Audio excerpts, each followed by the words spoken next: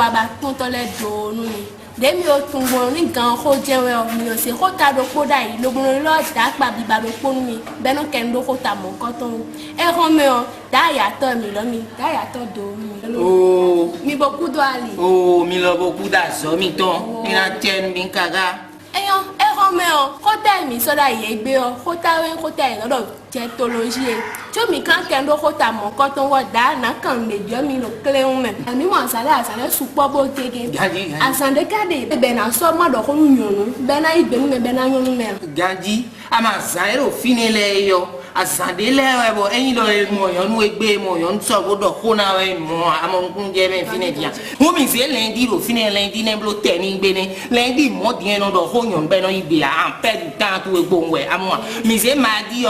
blo tata gbe ene tata gbe ado ko nyon nu eno igbe me no nyon ni le yo nu eno do ko na ma di le tata gbe le te no gu pe me to pe ri amaro vigilant ai tu e ma te a eno zame po nwe mo mi se mercredi ro fine mercredi blo azagagbe ene un azagagbe ene ado ko nyon nu eno do wi ne gon le do no a ina fine po eno fine po ene wi jena tun de a wa nwe ne gbon ene o fon gbe do we batle mi e ko nu vodun ton be gbe we ru atan pi tu e me de hun wi na tun wa un a décourager on na ya ula we hun mi wa jeudi blo nyon zagbe pe le jour des femmes ene ma ou de souhait na e jouer ne lo semaine no me hun jouer ne on e do ko nu ye o e do lo egbe a me ton je no yi c'est que an da yon we ne je we e do blo bonde a hun mi wa vendredi ne blo azan a ko sou zagbe le jour des rois mi de mi me sun le c'est ça mi de rin a ko sou amon kun je me a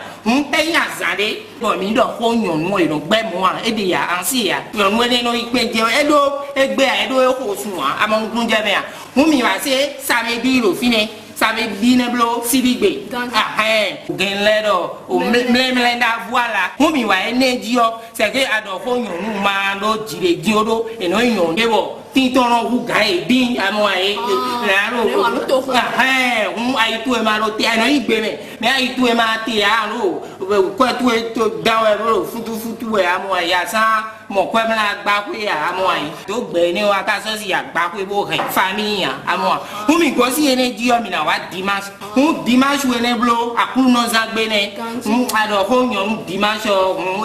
igbe mi o mo ku ma o si wiyan do dimanche we di akuru no wa donc ku akuru no si wiyan bo igbe mi ne ne ko le azare ngbo ene eyan ko me chele mi di asan le eyin ngbo ene na le fli mi ko ta egbe ton loro diétologie ta diétologie en te do e de ta diétologie e blo étude de diet amon promendo jadi ene bo mi ko blo bon Washington Paris kete kagabe ko décorer ni lo amo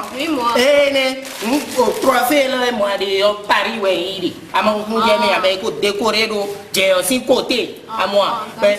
to gan le lo ba vie zombo mi o le ro to se we wie wa le na tem we da ya to e si trophée we ene un diétologie on promendo diéti e mo yene ni nu promendo diéti un fait que tiele do ti meton do po c'est ça un da tiele de ben lo bi moi tiene on te do e de tan amo lo dire nyon de le ro yiwe o shana na tin saboro si piye na no donboro si paul na no donboro si pero do koma te pe je nyon ade e je te ka ene ya je do yo je ni we no bipu mo amo mo ro di we o e be so e bi ro iro we mo amo le no ro iro ne su be no do bipu mo le no ro tagbado ni we gbon ro to ko me ne ta tiele de be ro pompon damu on te do e de tan pompon damu di e ri ero fi amo e di lo to fi di amo ngun je me ene ayin yonu gboro pompon damu do we o do asu we to le to ko me a epe e me ne to ko me wa mo mi mu wa din pa we mi blo ti to a eyan tiele de be yo lo besia o on te do e de tan je besia o e di ero fi amo de ti ponton wo lo fi di a le azo wa ton lo ti ene eyonu ado fi pe no do so yon we no do besia o ha o ba fi bo idon family to lo nous en bas vie c'est que nous mais ne waro beton mais on ina non beto fine e ka si ro yon we ni na da we gbere gbon amonu kun je me donc ambe kwa tu e ro yon we ne me po jere de bo mi lo se lo tonton je t'attends au carrefour ni tonton je t'attends au carrefour e bi fi amode lo loin nous lo don bi ya ni jere bo fi tu e a asi tu e a o copine tu e a c'est que rendez-vous na batameni kaka à moi azo watone on te prend tonton là donc souvent carrefour di e no wa sorry alors ko e gbado carrefour di jere de don lo jenana tere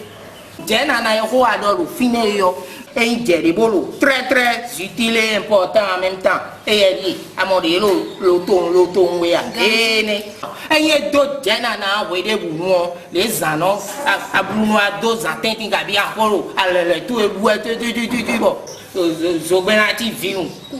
c'est voilà nous edero 1000 km do yo ko me ma santi yo c'est que à moins chale ble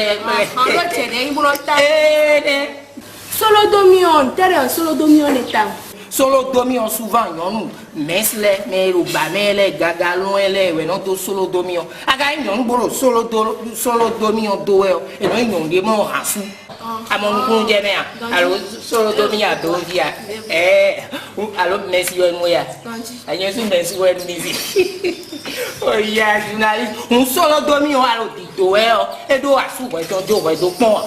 son dame ya fun kanu toro mi to lebo yin na kendo okota u toro mi ka ro kuro kanu toro mi to do nu mi o mi ku do no ye o mi to gbe ta nu mi o mi lo ku do le we nu mi o won na mi he mi atun ko mi tan eno mi lo lamation imeda bo mi lo si fite mi lo si pon yan mi lo mi akendo okota u ne ti mena mi de wa cha se di bondo makan le bi o mi lo ti mena do jere si kote bo ti mele na we yon no nja kambe mi lo je no yo lo ko tension nja kambe ta lo ni ti me pe de mi kwa de no igbon yo ta ni ti me mi na mo kun je me eyan chem mi eyan isani fún mi sọ́ra yìí mele fún ṣe wà ló kan me koro yi e ta no yo kan ko tension si ti me bi o ko tension te lo ele ko tension no je de we olobo souvent moro no yo din bodo fi ko imeda ero dia ne antu aba do ton dia moro yon gbe dondo we nai to souvent e yon gbe dondo lewe no do ko tension amo ne ago ainsun ko ipe yon we do ko tension onu azizama tenu ya c'est que eron piqué crise de con quoi amo to agbano do nu ye to eron le do ko tension amo aga piqué crise we ne o ai go na gbewe c'est na si je na so we to amo wi de me amo souvent rotation we no to rotation e réserver nous mi me dale no quoi dale kere ya un tere kare un tere lo pode bene lo ton que mon cœur jeni on tere ni ton que mon cœur na klewe ni eri je lo en ton que mon cœur amo ai ka tu lo po ti lo po amo un we le ade yo elendi ado yon we no do ton que mon cœur manu wa wu lo bodo je na do ne fo si o tu we adoro fini mi ado ame Coba nguyelo muleblo fi. La dan ku. Ma ko ma won. Da no gbe mu journalist. Do journalist ko ya ni. Ba yin ai jo wa journalist wa. Ko gba jo. Mo ni kra ko emission. Me chere ni emission mi na so mi an so egbe ton lo. Do ma po mu o ko e.